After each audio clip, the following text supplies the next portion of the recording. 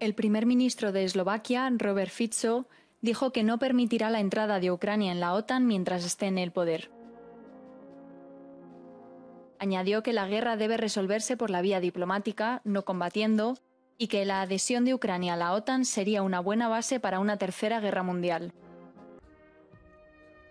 Estas declaraciones se produjeron antes de su reunión con el primer ministro ucraniano, durante una ceremonia en memoria de los soldados caídos en la Segunda Guerra Mundial en Dukla.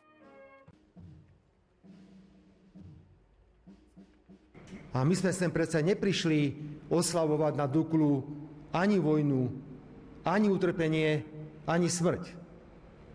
Áno, mrzí ma, že máme takú zvrátenú módu, predovšetkým v Európe, kde namiesto toho, aby sme vynaložili všetko úsilie na zastavenie rinčenia zbraní, dokonca v susedných štátoch, tak počujeme búrlivý potlesk, hlasité povzbudzovanie a dokonca často aj veľmi významné materiálne rozhodnutia, ktoré vojnu len a len povzbudzujú ďalej.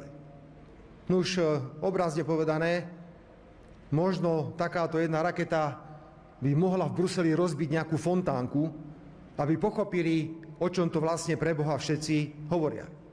El líder eslovaco ha criticado duramente el apoyo militar y financiero de Occidente a Ucrania desde que Rusia lanzó su invasión a gran escala a principios de 2022.